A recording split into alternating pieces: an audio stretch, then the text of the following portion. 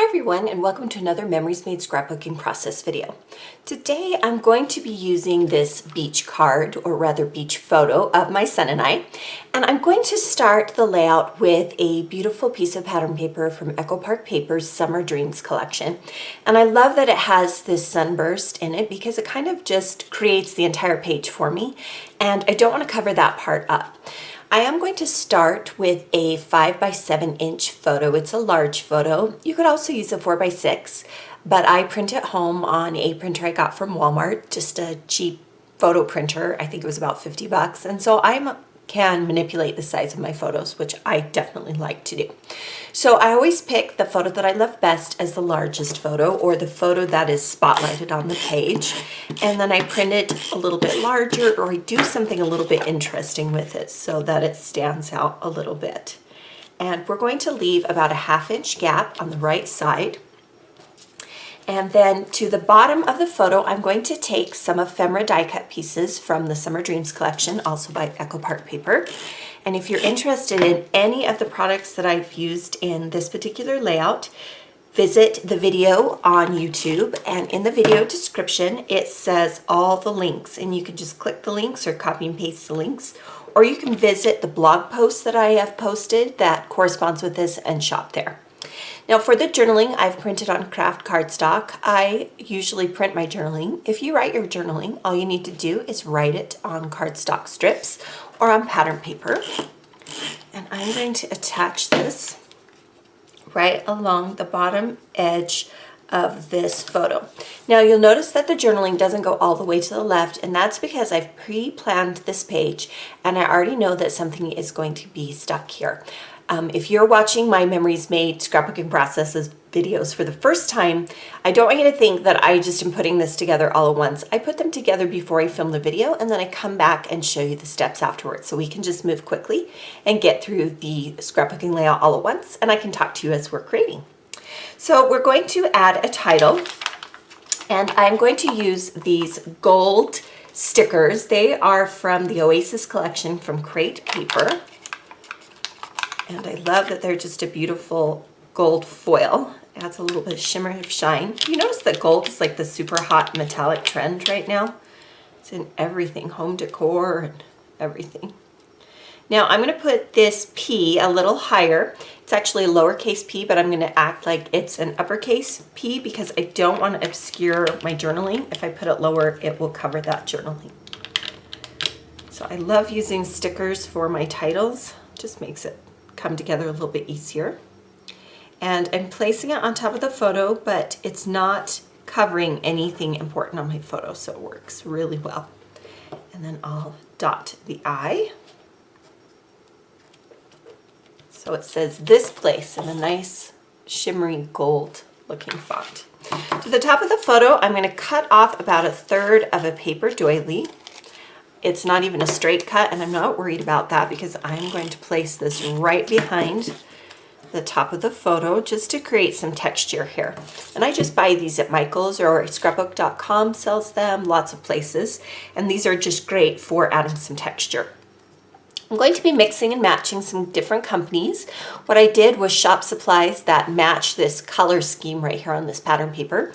And this is a die cut tab from It's from Bella Boulevard. I had to think for a second. I have some jelly bean soup things and other things, but this one is from Bella Boulevard, and I'm slightly off-centering it along that doily. So it's not right in the middle, it's slightly off-centered. Okay, for the rest of the page, we're going to create a really eye-catching dimensional strip that runs all the way down the left side of the page. Now I'm going to build it first. You can kind of see how I put things together, and then I'll come back and adhere everything. So I'll just start placing different embellishments, and I like to choose things that are both bulky, so they stick up a little bit on the page, as well as an element like this circle die cut from Jelly Bean Soup that is a little more flat. And then we will add some tags to the bottom.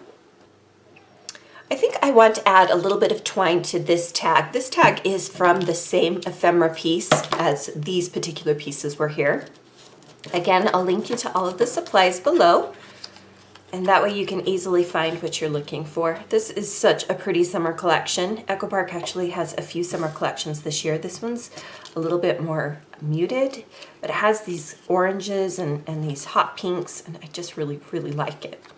So I'll go ahead and tie the twine. I'll come back and fix the twine and cut off the excess pieces once I kind of get a feel for what I'm thinking everything will go. Probably add a photo. And I think I'm ready to start building. I kind of have a feel for where I want everything to go. So we're going to start at the top here and work our way down.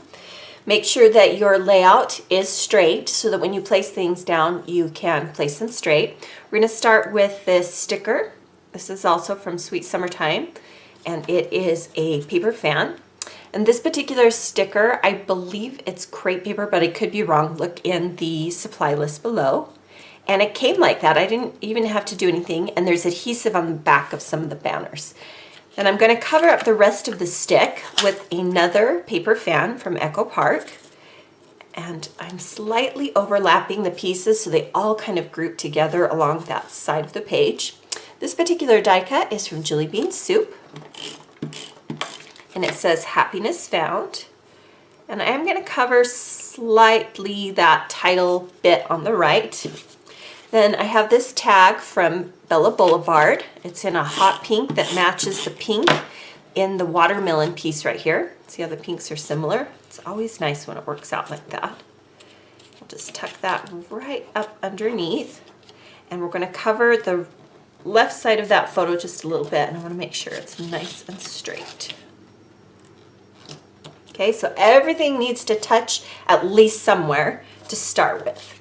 Okay, then we'll fix the twine on this tag a little bit. And I'll adhere this as well. I'm going to overlap these two pieces. And then once I get that straight, I can trim off any excess pieces of twine. Now, if you have a bunch of chipboard tags like this, or rather frames, you don't have to necessarily frame a photo in it. I like to use these just for layering pieces. So what I'm going to do is I'm going to add some adhesive dots, glue dots to the back of it, and instead of using a photo, I'm going to add a sticker, a chipboard sticker. So it's going to stick off the page a little bit, kind of like those accordion folded circles. And I'm going to use this cute little Instax camera. And it's already a sticker, but I'm going to add a little bit more adhesive to it. Because since I pre-built the page, it kind of loses its stickiness just a little bit. And it's just going to go right in the center of that frame. So creating a lot of different layers here. Now we're going to add another photo. This one is 3 inches wide and almost 2 inches tall. Again, I printed it at home. You could also crop photos smaller. What I would do is simply measure the space that you want to fill and then cut it out from your original photo. When I print, I leave a little bit of a white space around on my photo printer paper and I trim it. But if you like this white mat, you can also just mat your photos onto white cardstock and then cut them out. Overlap the bottom there. And we're going to add another die cut here, Wild, Barefoot, and Free. And that is going to go across the bottom here. And now you can see where I've covered up that piece on the side, the journaling, so it's completely covered. And then I don't like the layer just to kind of abruptly end here, so we're going to add one more layer here at the bottom. And it's a Jelly Bean Soup die cut in orange that says on this date. So you can see the cluster just kind of moves down the page. Now I want to add one more layer of ephemera, or enamel dots rather in this particular case, because it's going to make this stand out just a little bit more. So this is the Summer Dreams enamel dots that go with this collection, and you can see all the colors that appear in this collection. And I'm going to use some yellow down here. So this helps draw the eye down to this corner of the page and helps you see what's going on down here. And then up here, I think I'll use some pink dots. And I'm using them in a cluster. And then I'm going to add some more down here, and this time I'm going to use the pink again. I'll place some on the photo.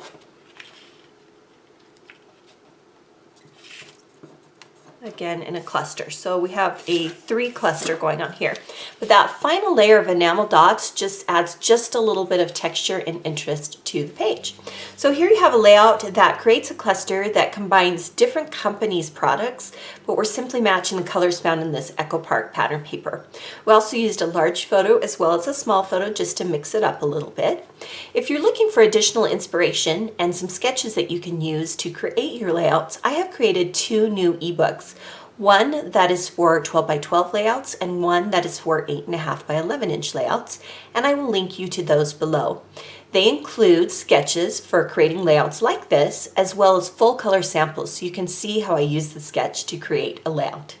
Thank you for joining me for this scrapbooking process video. Be sure to subscribe to my YouTube channel so you don't miss out on any of my tutorial videos, and visit jengallacher.com for additional inspiration.